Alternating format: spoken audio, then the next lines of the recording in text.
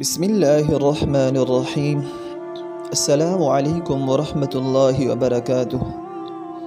امید کرتا ہوں آپ خیر و عافیت سے ہوں گے، اور اللہ رب العزت سے دعا ہے اللہ آپ کو ہمیشہ اپنی حفظ و امان میں رکھے۔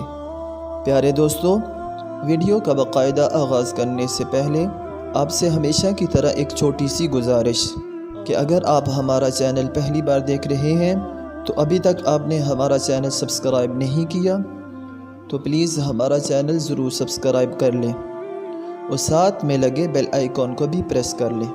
حضرت کعب رضی اللہ تعالیٰ عنہ فرماتے ہیں، رسول اللہ صلی اللہ علیہ وسلم جب یہ چاہتے کہ مشرکین آپ کو نہ دیکھ سکیں تو قرآن مجید کی 3 آیتیں پڑھ لیتے تھے۔ اس کے اثر سے کفار آپ کو نہ دیکھ سکتے تھے۔ ایک آیت سورہ کہف میں، دوسری آیت سورۃ النحل میں، اور تیسری آیت سورۃ الجاثیہ میں۔ سورۃ الکہف کی آیت اِنَّا جَعَلْنَا عَلَى قُلُوبِهِمْ أَكِنَّةً أَن يَفْقَهُوهُ وَفِي آذَانِهِمْ وَقْرًا۔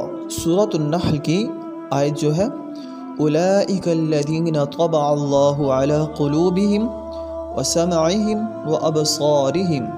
سورۃ الجاثیہ کی آیت جو ہے أَفَرَأَيْتَ مَنِ اتَّخَذَ إِلَٰهَهُ هَوَاهُ وَأَضَلَّهُ اللَّهُ عَلَى عِلْمٍ وَخَتَمَ عَلَى سَمْعِهِ وَقَلْبِهِ وَجَعَلَ عَلَى بَصَرِهِ غِشَاوَةً۔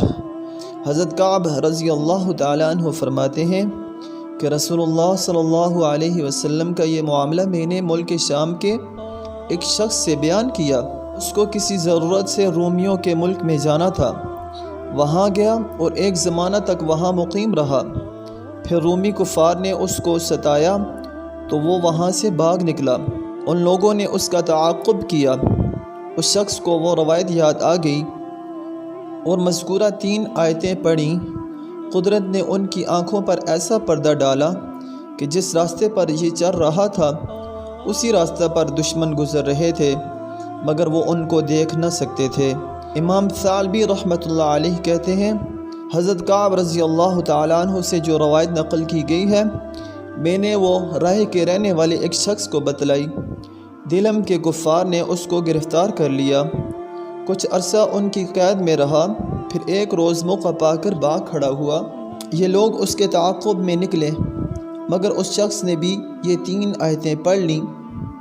اس کا یہ اثر ہوا کہ اللہ تعالیٰ نے ان کی آنکھوں پر ایسا پردہ ڈال دیا کہ وہ اس کو نہ دیکھ سکے، حالانکہ ساتھ ساتھ چل رہے تھے اور اس کے کپڑے ان کے کپڑوں سے چھو جاتے تھے۔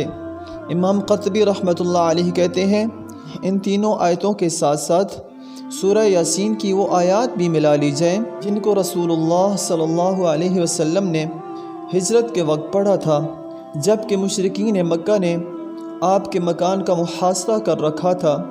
آپ نے یہ آیات پڑھی اور ان کے درمیان نکلتے ہی چلے گئے، بلکہ ان کے سروں پر مٹی ڈالتے ہوئے گئے۔ ان میں سے کسی کو خبر نہیں ہوئی۔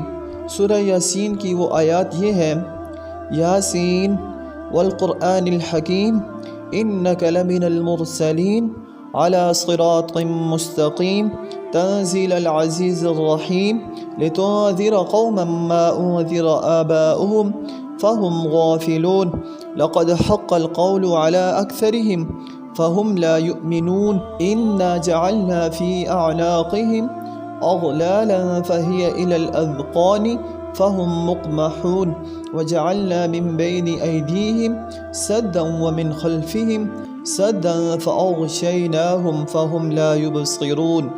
امام قرطبی رحمۃ اللہ علیہ فرماتے ہیں کہ مجھے خود اپنے ملک اندلس میں قرطبہ کے قریب قلعہ منشور میں یہ واقعہ پیش آیا کہ میں دشمن کے سامنے بھاگا اور ایک گوشہ میں بیٹھ گیا۔ دشمن نے 2 گھڑ سوار میرے تعاقب میں بھیجے اور میں بالکل کھلے میدان میں تھا، کوئی چیز پردہ کرنے والی نہ تھی، مگر میں سورہ یاسین کی آیتیں پڑھ رہا تھا۔ یہ دونوں سوار میرے برابر سے گزرے، پھر جہاں سے آئے تھے یہ کہتے ہوئے لوٹ گئے کہ یہ شخص کوئی شیطان ہے، کیونکہ وہ مجھے دیکھ نہ سکے۔ اللہ تعالیٰ نے ان کو مجھ سے اندھا کر دیا۔ جس کو کسی ظالم شخص سے کوئی نقصان پہنچنے کا اندیشہ ہو اس کے شر سے حفاظت کے لیے یہ دعا مانگا کرے، ربنا لا تجعلنا فتنة للقوم الظالمین، ہے ہمارے پروردگار ہمیں ظالم لوگوں کا نشانہ ستم نہ بنائیں۔ حضرت محلب بن ابی صفرہ رحمۃ اللہ علیہ سے روایت ہے، انہوں نے فرمایا کہ مجھ سے ایسے شخص نے روایت کی کہ جس نے خود رسول اللہ صلی اللہ علیہ وسلم سے سنا ہے کہ آپ کسی جہاد کے موقع پر رات میں حفاظت کے لیے فرما رہے تھے کہ اگر رات میں تم پر چھاپا مارا جائے، حامیم لا ینصرون پڑھ لینا، جس کا حاصل لفظ حامیم کے ساتھ یہ دعا کرنا ہے کہ ہمارا دشمن کامیاب نہ ہو۔ اس سے معلوم ہوا کہ حامیم دشمن سے حفاظت کا قلعہ ہے۔ رسول اللہ صلی اللہ علیہ وسلم نے فرمایا، جس شخص نے شروع دن میں آیت الکرسی سورۃ المؤمن کی پہلی 3 آیتیں حامیم سے الیہ المصیر تک پڑھ لیں، وہ اس دن برائی اور تکلیف سے محفوظ رہے گا۔ ان اعمال کا فائدہ ہے کسی کی آہ اور بددعا نہ لینا، حتی الامکان گناہوں سے پرہیز کرنا، اللہ تعالیٰ کی محبت دل میں بٹھا کر خشوع و خضوع سے نماز باجماعت کا اہتمام کرنا، ہر وقت باوضو رہنے کی کوشش کرنا۔ ان اعمال کے اہتمام سے بھی ہر قسم کی بلاؤں برائیوں سے حفاظت حاصل ہوتی ہے۔